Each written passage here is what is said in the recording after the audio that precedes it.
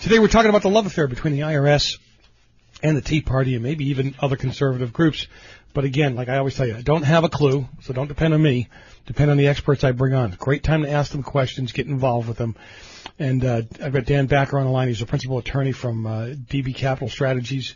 And we're talking about what's going on between the IRS and a lot of Tea Party groups here in the country. And Dan, most people are petrified of the IRS because unlike, court where you actually go in and have a say and there's some justice done with some of the things we've heard, it's almost like the big gorilla in the room. You're petrified of it. I mean, should we be that afraid of the IRS? We are. And I think with good reason.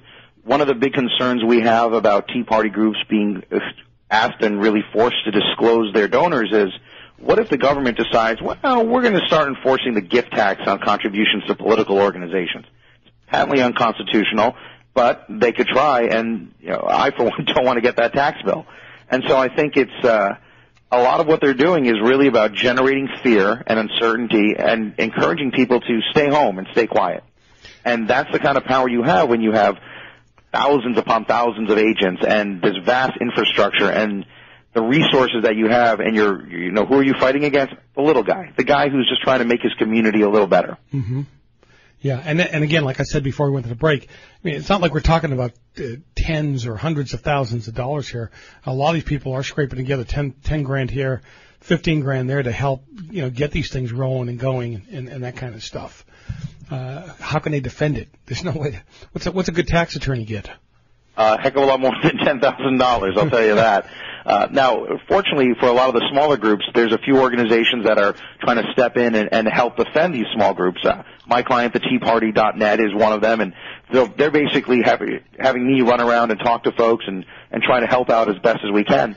But, frankly, if you can't afford legal, you're really up the creek here. Oh, yeah. And it's a very, very scary proposition. So I think people should be justifiably nervous, but at the same time, we have to stand up against this kind of unbelievable, intrusive, overreaching government digging into our lives.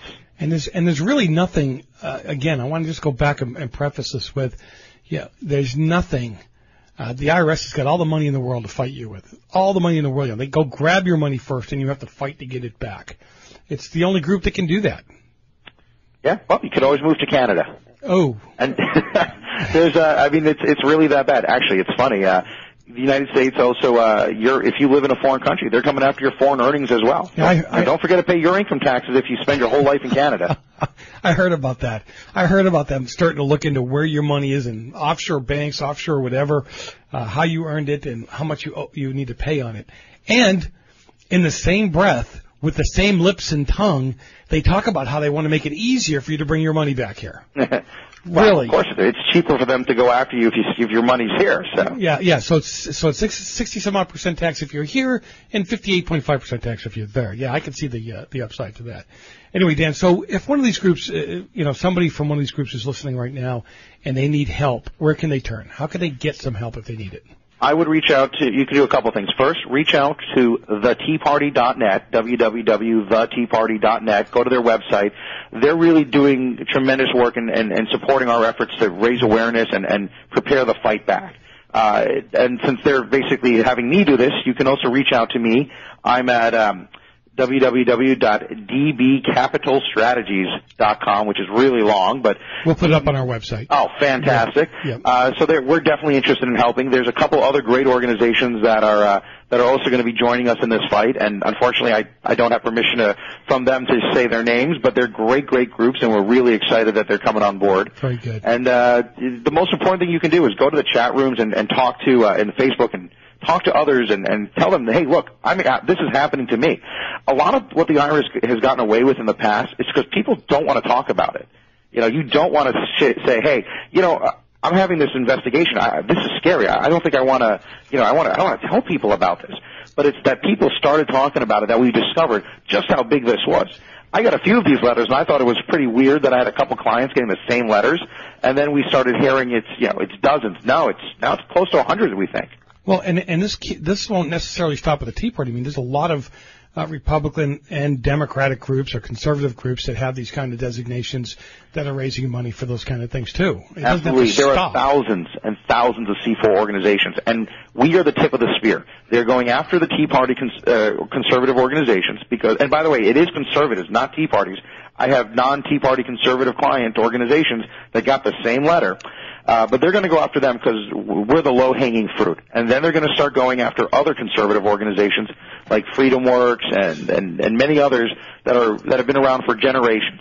And they're going to do it because they don't like the policies and how they're lawfully exercising their right to speech. And I've only got about a minute left, but really, how hard is it to get into a court on this and get the court to rule? Because my understanding is courts don't like to rule against the IRS or get involved in the IRS code.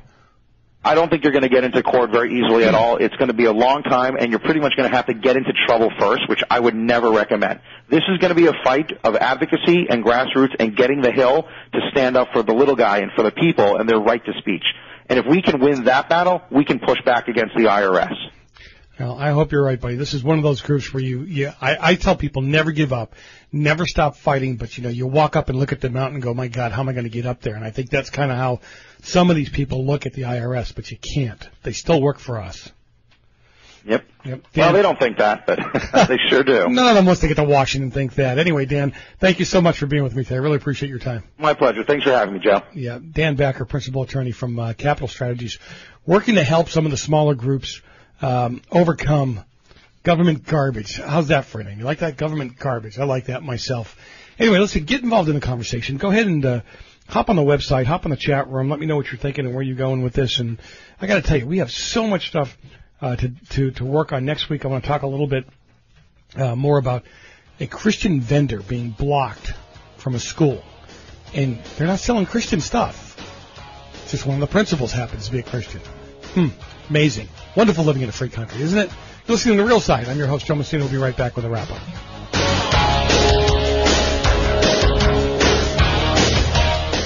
Okay, we're back to listening to The Real Side. Not the right side, not the wrong side, but The Real Side. Hey, thank you so much for joining me today. I always have a lot of fun doing this. I want to thank the people in the chat room. Next week, a lot of good stuff happening next week. A lot of stories. If you're watching on the thing, I got like 16 pages of stories I want to cover. Monday, we're going to deal with President Obama's body language. That's right. I've got a body language expert coming in, Lillian Glass, and we're going to talk about some of his body language during his speech this week, and let you know maybe what was going on with his head. I can't tell you what's going on with his head, maybe inside his head. I don't know. Maybe she can't even do that. We'll find out. Also, Star Parker will be on, joining us on Tuesday to talk about the police escort she required recently in exercising her freedom of speech. But I guess, again, as the man said today, if you're a hardcore conservative, you may not have that freedom of speech. We just don't know. Also, next week I want to do a wrap-up on, you ready? If you're driving, I'm going to say this. Sex Fest. That's right. This week was Sex Fest with games, food, and condoms at Allegheny College. We'll talk a little bit about that next. What, Jason? Don't pass out. You didn't miss it, I think. I think they'll probably have it this weekend, too. Also, we're going to talk a little bit about Liberal Talk radio host. He mocks the tornado victims. Their God just keeps smashing them into little grease spots. Where's the outrage on that? I don't care if they were hardcore Democrats in the area. That is just one sad thing. Never should happen. Anyway, we'll talk a lot to talk about. Thanks for joining me today. It's The Real Side. I am your host, Joe Messina.